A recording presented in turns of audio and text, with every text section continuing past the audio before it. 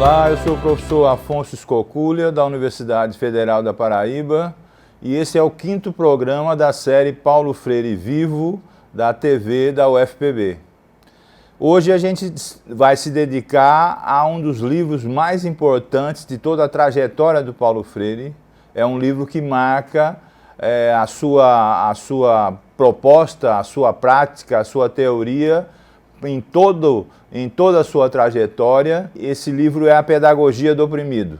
Acho que todos que acompanham minimamente o trabalho do Paulo Freire, estudam um pouco Paulo Freire, sabem da importância que esse livro tem dentro de toda a bibliografia que o Paulo Freire produziu, dentro de tudo que ele escreveu, não é? A partir do trabalho feito no Brasil, depois no exílio chileno, depois na Europa, etc. A Pedagogia do Oprimido tem uma repercussão importante em toda a obra do Paulo Freire. Ela foi escrita em 1967, 1968, quer dizer que a Pedagogia do Oprimido já tem mais de 40 anos e ela precisa ser entendida dentro do contexto onde ela foi produzida. E mais do que isso, ela tem a sua importância em si mesmo, por um livro ser um livro destacado dentro da bibliografia do Paulo Freire, mas ela faz parte de um todo, ela faz parte de uma sequência que, como a gente viu anteriormente nos programas anteriores, começou com educação e atualidade brasileira, depois foi para a educação como prática da liberdade, também escrita já no exílio chileno, não é? E a Pedagogia do Oprimido é uma sequência. Tem gente que gosta de entender, inclusive, a Pedagogia do Oprimido como uma sequência dos capítulos finais do livro Educação como Prática da Liberdade. Mas eu vou argumentar nesses programas sobre a Pedagogia do Oprimido que, além disso, além de ser uma sequência, ela é uma sequência que vai trazer mudanças teóricas muito importantes, outras influências muito importantes que o Paulo Freire vai absorver para fazer a sequência da sua obra. Não é? Então, essa é a primeira coisa para a gente notar. A importância da Pedagogia do Oprimido dentro da obra do Paulo Freire. Lógico que quando alguém diz assim, o que é que eu devo ler do Paulo Freire? Né? A primeira citação, a primeira indicação que a gente dá é sempre a Pedagogia do Oprimido. Ou se alguém fosse bem econômico e dissesse, olha, eu só tenho tempo para ler um livro do Paulo Freire. Eu lamentaria, mas se você tem só tempo para ler um livro do Paulo Freire, leia a Pedagogia do Oprimido, porque ela tem uma importância em toda a obra do Paulo Freire. Lógico que não é um livro definitivo. Definitivo no sentido de que ele foi escrito nos anos 60, ele tem uma história e o próprio Paulo Freire tentou rever vários dos conceitos da Pedagogia do Oprimido, não é? Num dos últimos livros que ele escreveu, que se chamou Pedagogia da Esperança. Na Pedagogia da Esperança, ele revê alguns conceitos, como é próprio do Paulo Freire. Para o Paulo Freire, os conceitos que ele usa, os paradigmas que ele vai se inspirar, são sempre circunstanciados historicamente, como a gente vem argumentando desde o primeiro programa dessa série. Para ele não tem conceitos definitivos, mas sempre conceitos que podem ser reconstruídos na medida das suas circunstâncias, não é? Bom, mas que circunstâncias são essas? Se anteriormente, nos outros programas, eu estava destacando o Paulo Freire no contexto do Nordeste brasileiro, no contexto brasileiro nacionalista como um todo, né, que vai até o golpe militar de 64, que o exilou. Agora eu preciso entender o Paulo Freire num outro contexto, nesse contexto do exílio, marcado por um ano especial, por um ano que todos sabem que o mundo mudou significativamente, as partes do mundo ocidental fizeram uma revisão importante nas suas coisas, que são exatamente os anos 1967, 1968, 1969, ou seja, a segunda metade dos anos 60. Enquanto no Brasil a ditadura se desenvolvia, não é? A ditadura ia em frente, cada vez mais repressiva, não é? Os exilados brasileiros, muitos dos quais se reuniram no Chile, por ser um país receptivo, um país progressista na época, para cumprir parte do seu exílio, e para o Paulo Freire não foi diferente. Não é? Então, depois da educação como prática da liberdade, ele começa então a escrever como se fosse uma sequência a pedagogia do oprimido. Mas repito que essa sequência vai mostrar várias mudanças a partir do próprio contexto latino-americano. Qual é esse contexto? O contexto latino-americano tinha várias influências. Uma delas é que ele, em termos internacionais, refletia a polaridade entre a divisão entre o capitalismo norte-americano e o socialismo e o comunismo da União Soviética. Mais do que isso, havia uma repercussão muito intensa em toda a América Latina de um fato ocorrido anos antes, que foi justamente a Revolução Cubana. Não esquecer que nos anos 60, em 67, por exemplo, um dos seus construtores, que foi o Ernesto Che Guevara, estava andando, vamos dizer, pela América Latina, pensando numa coisa que era a extensão da Revolução Socialista, Comunista, para toda a América Latina. Essa era uma das partes principais da formação desse contexto, a ideia da revolução, a ideia da transformação da sociedade. E o Paulo Freire, como bom intérprete das suas circunstâncias, da sua história, ao mesmo tempo vivia um exílio em relação à ditadura brasileira e vivia uma nova inserção latino-americana nesse contexto marcado, então, pela Revolução Cubana, pela ideia da Revolução Socialista, mas também marcado por um outro fator absolutamente decisivo nas ideias do Paulo Freire, que é a teologia da libertação. Junto com a Revolução Socialista, a Revolução Comunista, a sua base teórica, que era o quê? Que era o marxismo. E, por um outro lado, o desenvolvimento da Igreja Progressista Latino-Americana a partir dos ensinamentos e das encíclicas de um Papa muito importante chamado João XXIII. Nós já tínhamos visto anteriormente que no Brasil isso já tinha repercutido em trabalhos, por exemplo, de Dom Helder Câmara, que foi próximo do Paulo Freire no Recife, em Pernambuco, no Brasil, não é? Mas isso estava cada vez mais se construindo enquanto proposta, enquanto teoria, e uma das suas categorias principais, dos seus conceitos principais era a luta revolucionária a favor dos oprimidos. Não é à toa que essa categoria política, a opressão, não é? A opressão e a libertação tomaram conta de vários escritos e estavam presentes tanto nos que advogavam o marxismo, como da teologia da libertação, e estavam muito presentes na pedagogia do oprimido.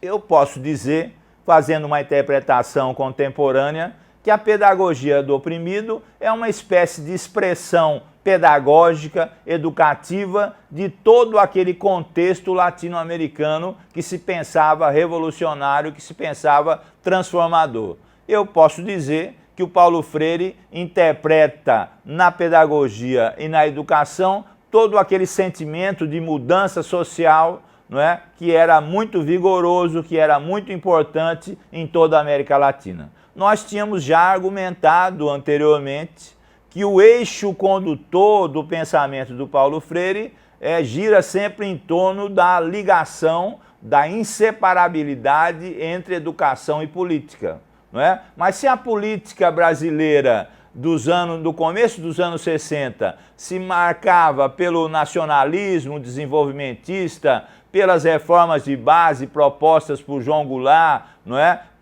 Pelos ensinamentos do ISEB, pela Igreja Progressista, uma parte da Igreja brasileira, agora na América Latina, na segunda metade dos anos 60,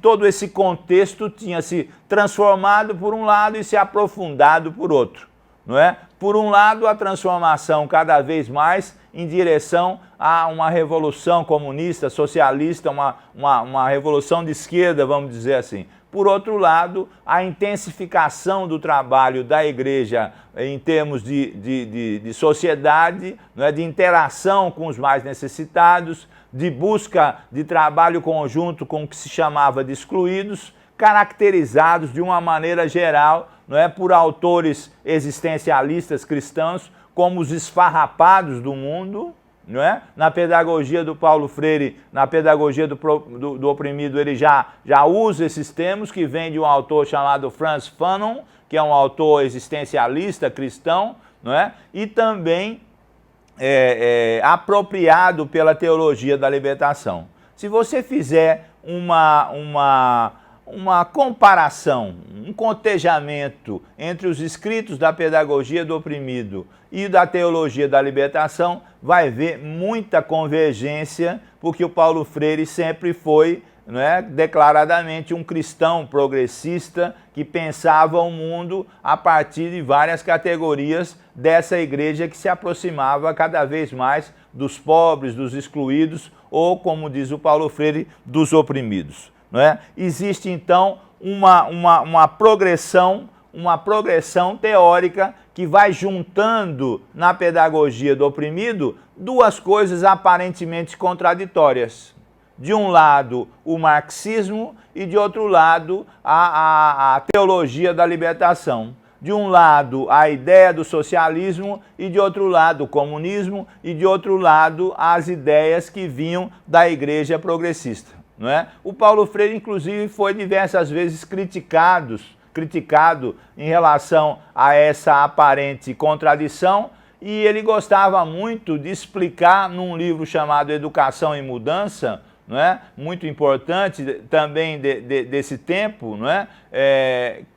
Que isso não era exatamente uma contradição, mas uma convivência entre duas propostas. Eu queria destacar aqui do meu livro sobre educação, sobre Paulo Freire, História das Ideias de Paulo Freire, como é que ele se refere a isso. Como é que ele se refere a isso? Eu tirei desse livro Educação e Mudança. Ele diz assim, veja só, em última análise, devo dizer que tanto a minha posição cristã quanto a minha aproximação de Marx, ambas jamais se deram ao nível intelectualista, mas sempre referidas ao concreto. Não fui às classes oprimidas por causa de Marx. Fui a Marx por causa delas. O meu encontro com elas é que me fez encontrar Marx e não o contrário.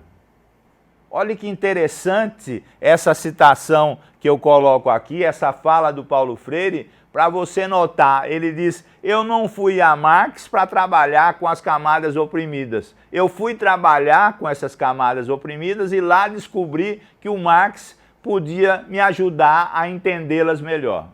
Você está percebendo como é que se dá a construção prática e teórica do Paulo Freire? Quando ele diz que ele não foi primeiro a Marx para depois entender a prática, mas ao contrário, ele foi à prática política para depois entender que o Marx ajudaria a entendê-la melhor, você vai percebendo como é que é a construção do discurso teórico do Paulo Freire. Ele sempre se refere a uma prática. Como dizem os marxistas, não é? Isso é importante da gente colocar, ele exerce exatamente o que chamam de praxis, não é? A simbiose entre prática e teoria. É isso que molda a pedagogia do oprimido inicialmente, mas a gente vai continuar a falar sobre isso, a refletir sobre isso daqui a pouco no segundo bloco desse programa. No primeiro bloco desse programa, eu estava argumentando que a pedagogia do oprimido, ao mesmo tempo que é uma sequência de educação como prática da liberdade dentro da obra do Paulo Freire, ela traz mudanças substanciais em termos teóricos. Um dos assentamentos mais interessantes de se notar é que o marxismo, enquanto teoria, vai ganhando cada vez mais espaço dentro da literatura do Paulo Freire e da sua produção, especialmente no que eu poderia dizer que é um marxismo, como dizem os próprios, superestrutural. Não é? O que é isso? É que os marxistas dizem que a infraestrutura é tudo que se refere à economia e às suas relações. E dizem que superestrutura é a política, a ideologia, a cultura, etc. Se você vai olhar os conceitos do Paulo Freire, eles são predominantes nesse aspecto dentro do marxismo superestrutural. Ele trata de educação, de ideologia, de consciência, de política, de cultura, dentro de um apanhado, dentro de conceitos que se relacionam entre si.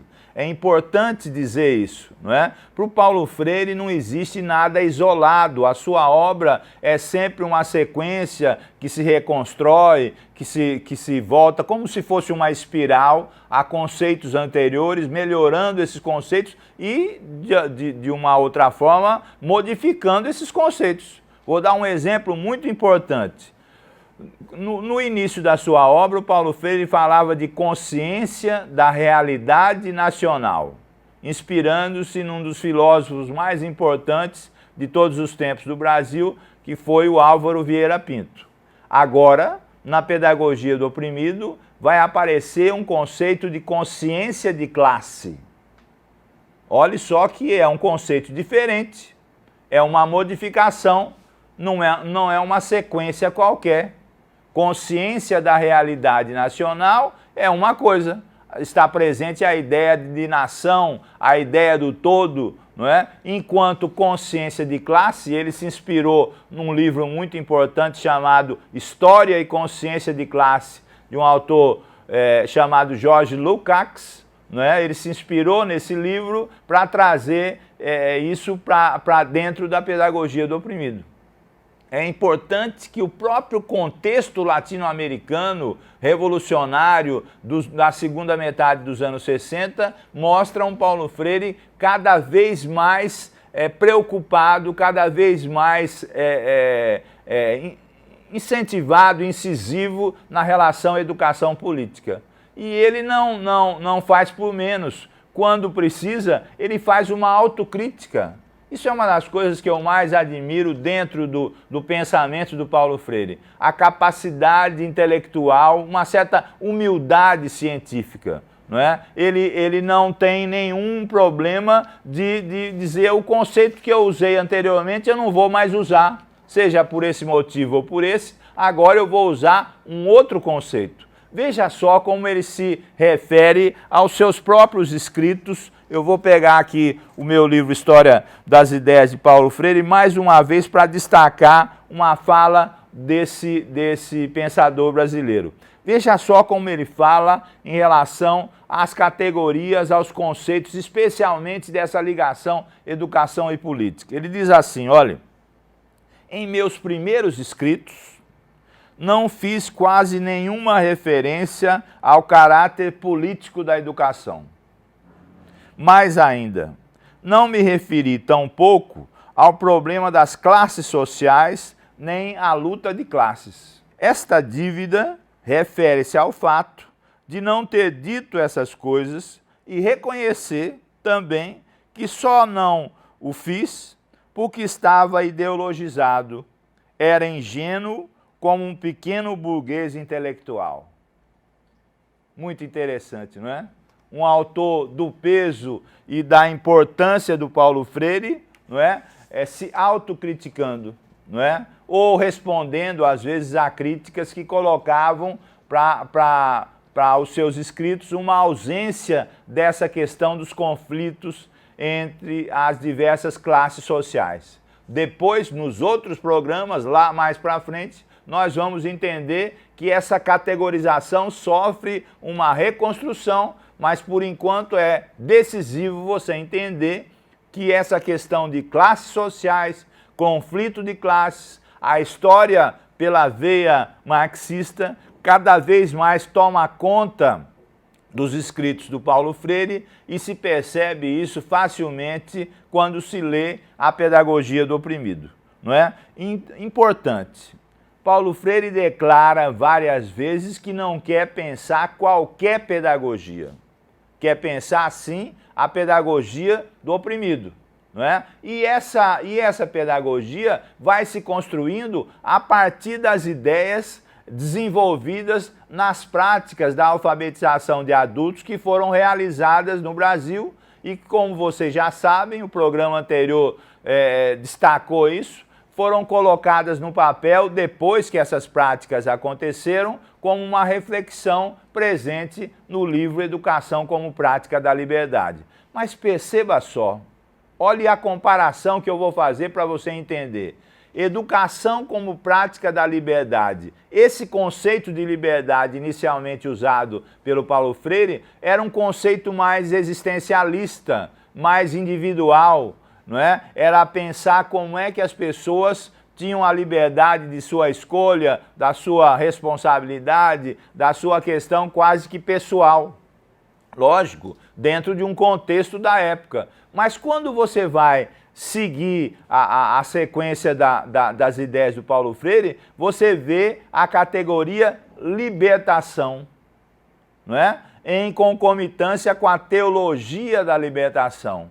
Liberdade e libertação não só são pequenas diferenças semânticas de palavras, não é? A liberdade pensada existencialmente no começo, individualmente no começo, é transformada para a libertação enquanto parte de um jogo, de um conflito de classes, não é? De um conflito de classes embutidos na América Latina. A pedagogia do oprimido já aprofunda essas ideias, modifica conceitos anteriores, não é? Já faz parte de uma progressão do pensamento do Paulo Freire que vai ter outras várias conotações na sequência da sua obra.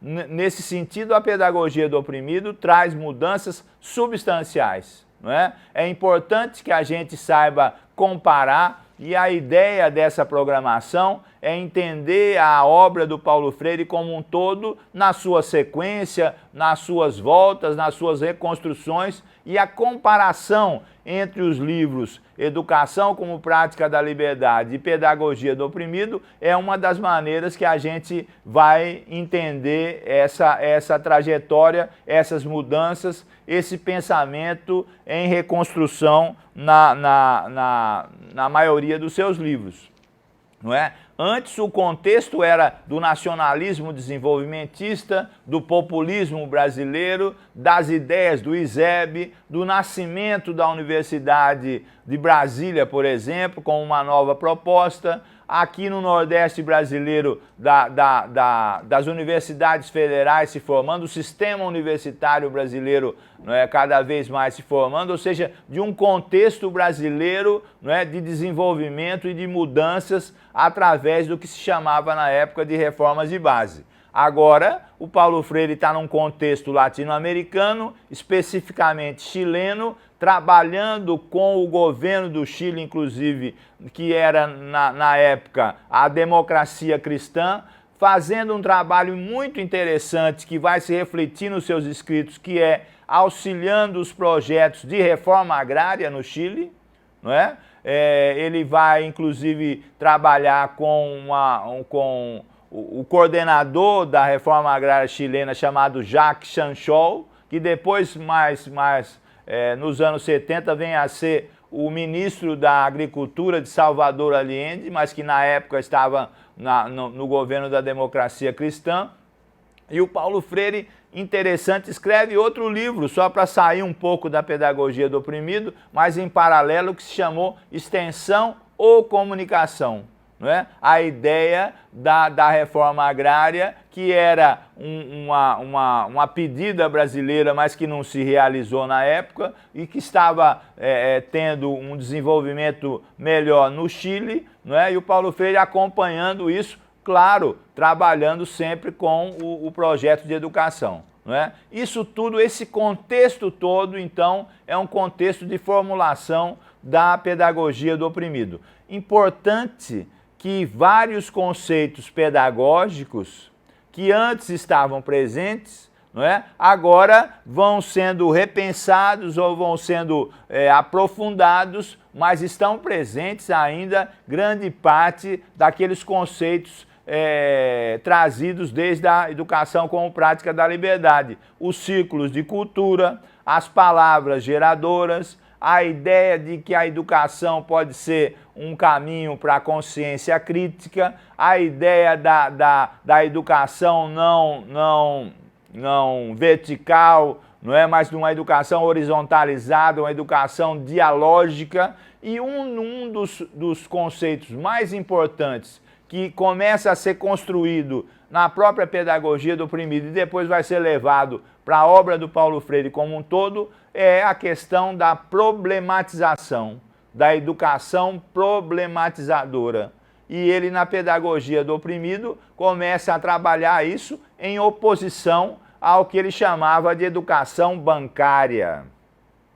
Quem já leu alguma coisa do Paulo Freire sabe que esses conceitos são importantes. Educação bancária, educação problematizadora. Não é? Bancária, que ele dizia, é que a educação naquela época, e muita coisa continua até hoje, era uma educação dos depósitos, no sentido de que o professor ou alguém tinha conhecimento sobre o que estava se trabalhando na escola ou fora da escola, na prática educativa, e o seu aluno, o seu estudante, o seu aprendiz não tinha supostamente conhecimento de nada, então alguém que tinha conhecimento iria depositar o conhecimento, né, no seu aluno. Qualquer semelhança com a nossa atualidade não tem nada de coincidência, não é? Nós ainda, em grande parte, vemos as escolas, as práticas educativas bancárias, no sentido de que chega lá alguém com algum conhecimento, supõe que o seu aluno, o aprendente, não conhece nada sobre aquilo e que vai depositar conhecimentos. O Paulo Freire diz não. O conhecimento precisa ser produzido no diálogo entre educadores e educandos, onde os dois têm conhecimentos diferentes, e esses conhecimentos precisam ser problematizados a partir da realidade dos educandos. Veja que os conceitos vão mudar, veja que esse conceito vai começar a cada vez mais se enraizar na obra do Paulo Freire, e esse, com certeza, é um dos legados mais importantes que o Paulo Freire vai deixar a partir desse livro Pedagogia do Oprimido, não é? Os conteúdos, os currículos, os conteúdos programáticos precisam ser entendidos levando em consideração o conhecimento que o educando tem, sim. E hoje, 2016, nós podemos dizer que várias informações são trazidas à sala de aula pelos educandos, pelos aprendentes, e esse conhecimento precisa ser usado. Estamos diante, então, de uma nova proposta de educação que vem lastreada no que se chamou de escola nova, escola novismo, que é a ideia de que é o educando que constrói o seu conhecimento e que o professor e o educador têm um papel de ajudá-lo a construir esse conhecimento a partir do diálogo. Essa é uma proposta muito importante, mas que a gente vai continuar a analisar, a pensar no próximo programa dessa série Paulo Freire Vivo da TV da UFPB. Eu agradeço mais uma vez a sua atenção, não é? Recomendo mais uma vez a leitura dos livros do Paulo Freire. Nós não estamos falando de qualquer um, estamos falando da pedagogia do oprimido, e a gente se encontra no próximo programa.